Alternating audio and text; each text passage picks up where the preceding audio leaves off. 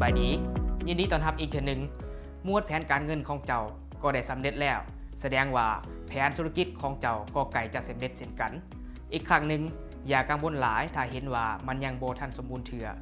มันเป็นการเริ่มต้นที่ดีแล้วห่างที่พวกเฮาได้เอาให้เจ้าแม่นอันเดียวกันกับสิ่งที่จันมิลาเฮ็ดตอนนี้แม่นยังเหลือแต่หมวดย่อยเกี่ยวกับการเขียนแผนกิจกรรมสำหรับ6เดือนในหมวดนี้จันมิลาต้องได้คิดเกี่ยวกับทุกกิจกรรมที่เราต้องเฮ็ดเพื่อให้ธุรกิจของเราเริ่มได้ในขณะที่เราคิดว่าจะเริ่มและคิดว่าจะใช้เวลาเท่าใดจันมิลาได้เขียนทุกอย่างเป็นรายการออกมาเช่นว่าการออกแบบบรรจุภัณฑ์การสั่งซื้อบรรจุภัณฑ์การจองห้านอยู่ตลาดการซื้ออุปกรณ์บางอย่างเพิ่มอีกการสร้างหน้าธุรกิจใน Facebook การออกแบบแผนพับเพื่อโฆษณาธุรกิจของเราการร่วมกับเจ้าของร้านค้าเพื่อให้พวกเขาซื้อเครื่องไว้สต็อกการโฆษณาสินค้าของเราใน Facebook ทุกครั้งที่เราคิดอย่างออกเราจะเพิ่มเขาไว้ในรายการเมื่อรายการของเรายาวขึ้นเราก็เริ่มรู้สึกตกใจเมื่อเห็นว่ายังมีอีกหลายอย่างที่เราต้องได้เห็นแต่มันก็บ่แม่นปัญหาธุรกิจนี่แม่นความฝันของเราและช่วยให้ครอบครัวและชุมชนของเรามีอนาคตที่ดีขึ้นเรามั่นใจว่าเราเฮ็ดได้และมันจะบ่เสียแรงละล่าและเมื่อสำเร็จแล้วนางจันมิลาได้กลับไปเบิ่งคืนแผนฉบับห่างที่เราได้เฮ็ดขึ้นเพื่อเบิ่งว่าเราได้ลืมบางอย่างบ่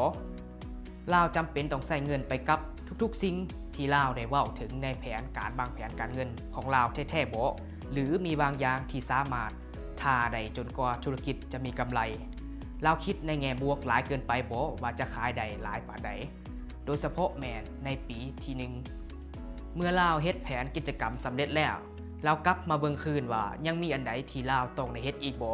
และเดี๋ยวนี้เราก็เฮ็ดทุกอย่างสำเร็จแล้วและเราก็สามารถกลับคืนไปเบิ่งหมวดทำอิฐได้นั่นก็คือหมวดการสรุปแผนธุรกิจโดยย่อทำอิฐแมนประวัติของเราซึ่งเราจะอธิบายเกี่ยวกับพื้นฐานของเราเองและพื้นฐานของครอบครัวเราและบอกว่าสิ่งเหล่านี้สวยธุรกิจผลิตข้าวเคียบมะอึของเราคือแนวใดเราได้สรุปแผนธุรกิจของเราซึ่งเป็นธุรกิจที่เราวางแผนจะเฮ็ดความแตกต่างของตลาดผลประโยชน์ให้แก่สังคมและสิ่งแวดล้อมลูกค้าจะแม่นกลุ่มใดและเราจะขายมันใดแนวใดเราก็ยังเว้าถึงเหตุผลที่เราเลือกธุรกิจนี้จากนั้นเราได้สรุปด้านการเงินเรารู้ว่าเราสามารถเริ่มต้นเฮ็ดธุรกิจได้โดยเครื่องมือและอุปกรณ์ที่เรามีเงินที่ได้สะสมจากการเฮ็ดเวียกเสริมเงินที่แม่เฒ่าให้จำนวนหนึ่งและการเฮ็ดเวียกหนักเรายังได้บันทึกเกี่ยวกับจำนวนเงินแห่ที่จะช่วยให้ธุรกิจของเราขยายตัวได้ไวขึ้นเราอาจจะบ่ได้ต้องการหลายแต่มันก็ช่วยได้หลายปัจจุบันแผนของเราก็สำเร็จแล้วอย่างหน่อยก็เป็นห่างฉบับทำอิฐและจันมิลาก็ดีใจหลายย้อนว่าการที่ได้เขียนแผนธุรกิจมันเฮ็ดให้เราฮู้ได้ชัดเจนขึ้นว่าสิ่งที่เราต้องการเฮ็ดเพื่อให้ธุรกิจประสบผลสำเร็จมีหยังแดและแน่นอนนั่นแม่นเหตุผลว่าเป็นหยังเจ้าจึงต้องเฮ็ดแผนธุรกิจมันช่วยให้เจ้าคิดถึงทุกองค์ประกอบของธุรกิจเจ้าและสิ่งที่เจ้าต้องเฮ็ดเพื่อให้มันประสบผลสำเร็จดังคำเว้าที่ว่าถ้าเจ้าบ่ได้วางแผนก็คือกับว่าเจ้าวางแผนที่จะล้มเหลวตั้งแต่ต้นและแผนของนางจันมิลาช่วยให้เราประสบผลสำเร็จ